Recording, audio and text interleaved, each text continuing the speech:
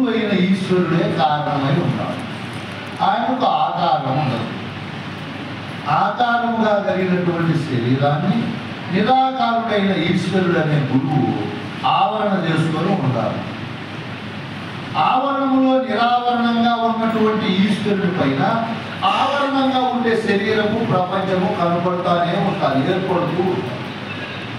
ఏర్పడుతుందా? ఇంకా ఏమైనా మార్పు చెందుతుందా? సృష్టి నీ పైన ఈశ్వరుడు అనే గురువు పైన కనపడుతుంది, విస్తీర్ణం అవుతారు. మళ్ళీ భౌతంతా ఏమవుతుంది? వ్యాప్తి అవుతుంది. తనలో ఆ అనుభవాలన్నీ ఇముడ్చుకుంటుంది, మళ్ళీ లయం కూడా అవుతారు.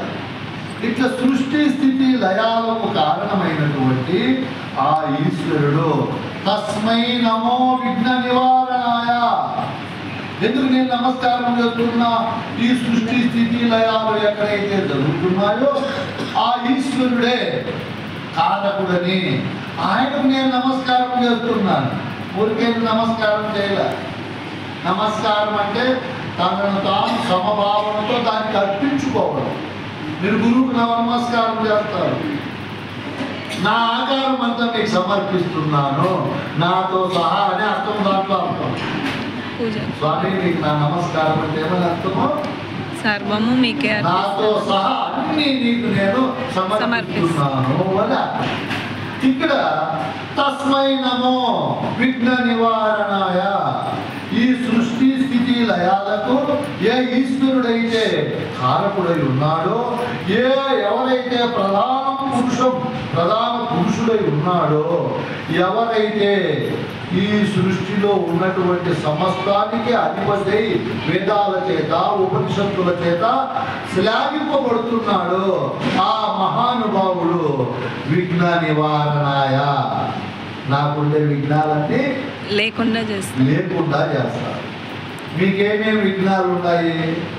ఏమేమి విఘ్నాలు అంటే బాధలు, సమస్యలు, ఆందోళనలు, అలజడులు, నిరంతరము అశాంతి కలిగించేవి ఏమేమి ఉంటాయి మీకు?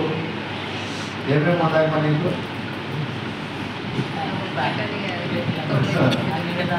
మనం ఇందాక పరమాత్మ స్వరూపము, ఈశ్వర స్వరూపము, బ్రహ్మ స్వరూపము గొప్పదనుకున్నాము.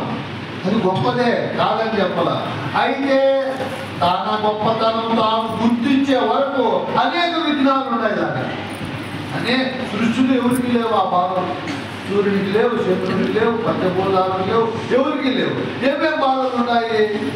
ఆ పరమాత్మ నేనని తెలియక వరకు ఆ పరమాత్మ దేహంతో కూడుకుంటారు. ఈ దేహానికి ఉండే బాధలన్నీ అదే అనుభవిస్తారు. వేరే వాళ్ళు అనుభవిస్తారా? అదే అనుభవిస్తారు. దాన్ని అనుభవిస్తారు. వృద్ధుని లేస్తానే శరీరానికి స్నానం చేయించాలా, మంచి ఉడికిన బట్టలు ధరింపజేయాలా. నేను మహిళలైతే చాలాసేపు డెకరేషన్ చేసుకోవాలి. మేము దెబ్బలుగా చేసుకొని పోతాం అనుకో. మీ ఖర్చు కూడా ఎక్కువ. మహిళలు బాండ్లు సర్దు పని చేసుకొని వెళ్ళిపోతాం. మీకు నెలలో మంగళసూత్రం ఉండాలా, అది బంగారు దయ ఉండాలా, దానికి మళ్ళా దారమంతా బంగారు దయ ఉండాలా. చెవులు కవి పెట్టినారు, ఏవి కమ్మలు, ముక్కు మళ్ళా ముక్కు కూడా పెట్టినారు, ఏమేమో పెట్టారు. మీకు మాకే రామాయణం ఆరిగేది. దీని మీద మీ మీద మేము భలే పురుషులు, భలే వాళ్ళు. మేము ఎక్కడున్నా పర్వాలే, మా చుట్టూ ఉండే మీరు మూర్తులు అందంగా ఉండాలని నేను నీకు ఇవన్నీ ఏర్పాటు చేస్తాను. నా కళ్ళకి నేనేం కనపడతానమ్మా? నా కళ్ళకి నేను కనపడతాను, ఎదురుగుంటే నా భార్య కనపడుతుంది. చూడు ఎంత గొప్ప మేము పురుషులు. నీ పాయింట్ అర్థమైందా? మేము పురుషులు ఎంత త్యాగపరులమో చూడండి. మేము ఎక్కడున్నా పర్వాలేదని మా చుట్టూ ఉండే వాళ్ళు బాగుండాలనే భావంతో ఇంత మీకు ఖర్చు పెడతాను. నేను దాన్ని చూసైనా మీరు మమ్మల్ని గౌరవించాలి.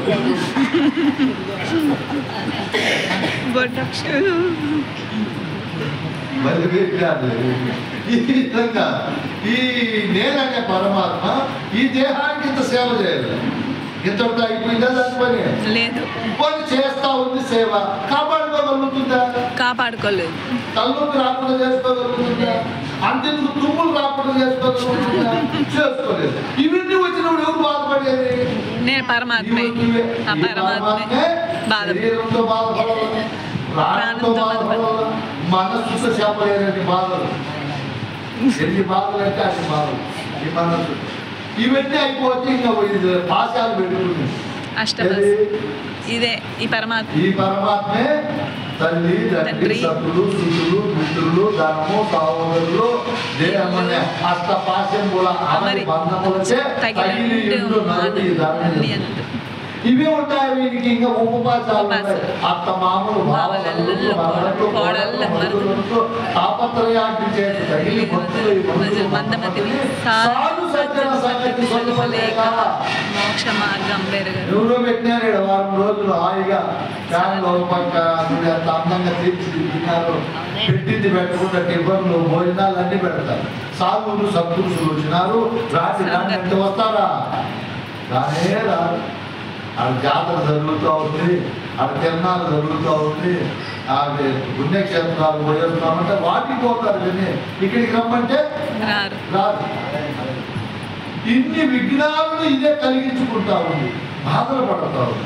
ఇవేనా ఇంకా ఉన్నాయి, దానికి ఇంకా ఉన్నాయి కదా.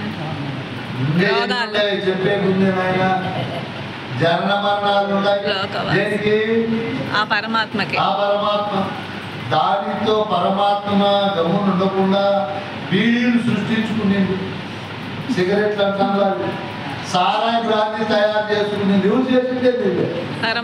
ఆ పరమాత్మే. ఇంకా ప్యాక్ ఆట చేసుకునేది, వాటికి అంకితమైన వాళ్ళు బయటికి రాలేరు. ఇంకా ఎన్ని సందేహాలు, సంకల్పాలు, దేవతా భ్రాంతి, శాస్త్ర భ్రాంతి, లోక భ్రాంతి ఎవరుకుండా ఇవన్నీ పరమాత్మకే. కామక్రోధాలు గుణాలు ఎవరుకుంటాయి? ఆ పరమాత్మకే ఉంటాయి. ఇన్ని విఘ్నాలు ఇవన్నీ కూడా నిన్ను పైకి పంపించకుండా మీరు పరంపర సోపాన పట్టమని పాతికలాట ఆడతారా? ఆడతారు. నేను ఆడుతూ ఉంటాను చిన్నప్పుడు. దాంట్లో నిత్యలు ఉంటాయి, పాములు ఉంటాయి. అవి పడినాయి అనుకో, నిచ్చిన పడితే పర్వాలేదు, పైకి పోతా. పాము దగ్గర పడితే లాస్ట్ పోయే ఎన్ని పాములు ఉంటాయో, పెద్ద పెద్ద పాములు. ఈ పాములు అంటే ఎవరు? ఈ పాసాలు, ఈ దేహము, భార్య, పిల్లలు, ధనము, ధాన్యము ఇవన్నీ. ఇంకా మీకు ఎక్కువ పాశాలు ఎవరు చెప్పండి? సృష్టిలో కొడుకులు ఉంటే కొడుకులే కొడుకులు అవుతారు, కోడాలు వస్తే కొడుకుదయం అవుతారు.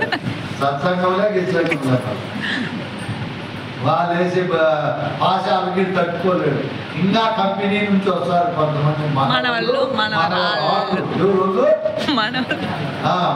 వడగండు వాళ్ళు, వీళ్ళు మనవ రాళ్ళు. వాళ్ళు వచ్చి తాత అంటానికి అయిపోయింది. తాత అంటే కందార్థం లేదు, గురువు లేదు. అబ్బా నా మనవాడు తాత అంటాడు. చూడదు, దేవమ్మ మనవుడు పుట్టినాడు. వాడు కానీ అవ్వ అనే మన పూజల్లో ఏమి అవ్వ అనే పిలుపులు అంత మాధుర్యం ఉంటాయి. తాత అంటే ఇంకా మాధుర్యం. ఇన్ని విఘ్నాల నుంచి తప్పిస్తాడంట గురువు. ఎన్ని విఘ్నాలు? ఇన్ని విఘ్నాలు. నీకు ఏమేమి విఘ్నాలు ఉన్నాయి సృష్టిలో, వాటన్నింటినీ లేకుండా చేస్తావు. వాటన్నింటినీ నువ్వు లేకుండా చేస్తావని నేను నమస్కారం చేస్తున్నాను. ఊరికేనే చేయడా, గురుబాబు చేస్తున్నాడా? ఇన్ని పోగొడతాడంట గురువు. ఇన్ని పోగొడతాడు కాబట్టి మనకు గురువు గారు ఒక మంత్రం చెప్తాడు. ఇన్ని పోగొట్టే గురువు ఏం చేస్తాడు? మంత్రంలో షడంగాలు ఉంటాయి. ప్రతి మంత్రానికి 6 అంగాలు. 6 అంగాలతో కూర్చున్నటువంటి మంత్రం మన గురువు దగ్గరికి పోయినప్పుడు చెప్తాడు. దానికి ఋషి ఉంటాడు, మరియు ఛందస్సు ఉంటుంది, దేవుడు ఉంటాడు, బీజం ఉంటుంది, శక్తి ఉంటుంది, కీలకం ఉంటుంది. ఇవి 6 షడంగాలు. మీకు గురుబోధ చెప్పే గురువు ఓ అస్య శ్రీ గురుగీతా మాలా మంత్రశ్చ. మీకు గురుగీత అనే ఒక మాలను, ఇప్పుడు సీత గీత అని ఒకటి ఉంటుంది. రామాయణంలో లక్ష్మణుడు గీత గీస్తాడు. ఎవరికి?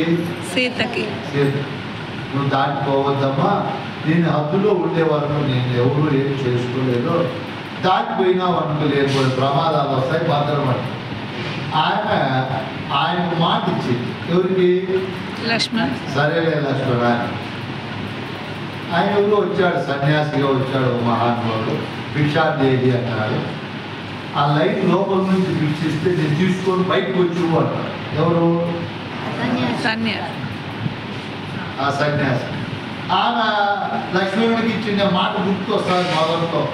ఇవ్వకూడదంట శాసనము, నేను మాట ఇచ్చాను, బయటకు వచ్చే ఇస్తాను అన్నాడు. ఇంకా అంటుంది బయట నుంచి అయితే నేను లోపల నుంచి నువ్వు నేను తీసుకోను, నేను సన్యాసిని, ఎప్పటికీ ఆవరణలోకి రాకూడదు, నేను నిరావరణంలో ఉండినే వస్తువు పరిగ్రహం చేసుకోవాలా, నువ్వు బయటకు వచ్చి ఇవ్వు, లేదంటే నీ వస్తువులు నాకు తెలియపోతానని కోపించుకుంటాను. అప్పుడు ఆయన మాట తప్పుతారు. అయ్యో సాధు సత్పురుషులు కోపంతో పోతే బాగుండదు కదా, నా మాట తప్పినా పర్వాలేదని చెప్పి మాట తప్పుతారు. ఎవరు? సీతమ్మ. సీతాదేవి తప్పుతానే వాడు వారి నిజ స్వరూపం సృష్టించి ఆయనకు లేని కొన్ని సమస్యలు సృష్టిస్తారు, తీసుకొని. ఇప్పుడు మీరు గురువు దగ్గర చేశారు. ఎవరి దగ్గర? గురువు దగ్గర. గురువు గీత గీసినాడు. నేను మీ గురువు ఏం గీశాడమ్మా? ఆయన అప్పుడెప్పుడు గీసినాడు స్వామి, ఇప్పుడు అడుగుతావు నీకు తెలివి ఉందా లేదా అంటావా? ఏం గీత గీశాడు మీ గురువు? నీకేం గీశాడు కుమారు మీ గురువు?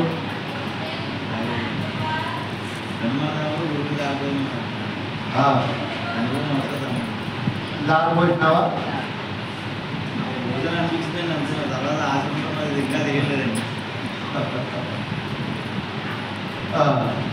గురువులు దారిపోయమన్నాడు. ఆయన అడిగినాడు, నువ్వే దారిపోసినావా? మేమే దారి వస్తాం. మేమే దారి శరీరం తీసుకొని అదే ఎన్ని తీసుకుంటాడు. పోనీ గురువు అప్పటికైనా ఫోన్ చెప్పినాడు లేదు. మీరేమో తాపత్రయంలో ఉన్నారేమో. అమ్మగారా ఇప్పుడు